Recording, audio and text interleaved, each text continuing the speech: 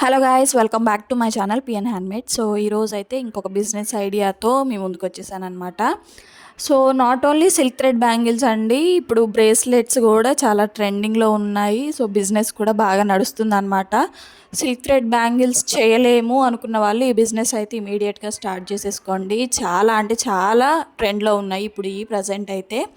So ఇక్కడ నేను కొన్ని బీడ్స్ అయితే తెప్పించాను, multi colour, single colour, names ఉన్నవి, ఆల్ఫాబెట్స్ ఉన్నవి, అలాగే చామ్స్, బ్రేస్లెట్కి అటాచ్ చేసే చైన్స్ ఉంటాయి కదా, ఇలా చాలా అయితే తెప్పించాను. సో శాంపుల్కి ఒకటైతే చేసి చూపిస్తున్నాను అనమాట. సో బిజినెస్ ఐడియా అనే కాదు, సో బ్రేస్లెట్స్ కూడా నేను సెల్ చేద్దాం అనుకుంటున్నాను. సో ఇక్కడ నేను కొన్ని మోడల్స్ అయితే యాడ్ చేస్తాను, పోన్ చేసి చూపిస్తూ ఉంటాను. సో ఎవరైనా పర్చేస్ చేసుకోవాలి అనుకుంటే డిస్క్రిప్షన్లో నా వాట్సాప్ నెంబర్ అనేది ప్రొవైడ్ చేస్తాను. సో నాకు వాట్సాప్లో మెసేజ్ చేసేయండి. సో ఇది కూడా ఒక బిజినెస్ ఐడియానేనండి. సిల్క్ థ్రెడ్ బ్యాంగిల్స్ అయితే ఇప్పుడు అందరూ చేస్తున్నారు, చాలా ఈజీ అయిపోయింది అది చేయడం అనేది.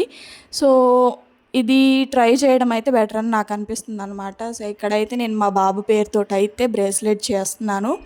సో తన హ్యాండ్ పెట్టి చూసి ఎన్ని పడుతున్నాయి ఏంటి అనేది అయితే చూస్తున్నాను. మనకు ఒక క్యాలిక్యులేషన్ అనేది ఉండాలండి. సో నేను కొంచెం బీట్స్ అనేది ఒక 2 తగ్గించడం వల్ల తనకి చాలా టైట్ అయిపోయింది అనమాట. సో కరెక్ట్గా చూసి చేయాలి. మనకు ఎవరైనా ఆర్డర్ ఇచ్చినా సరే వాళ్ళ హ్యాండ్ సైజ్ అనేది కొలుచుకొని మనకి సైజ్ అనేది చెప్పమనాలి. ఇప్పుడు బ్యాంగిల్ సైజ్ ఎలానో బ్రేస్లెట్ సైజ్ కూడా అలానే ఉంటుంది అనమాట.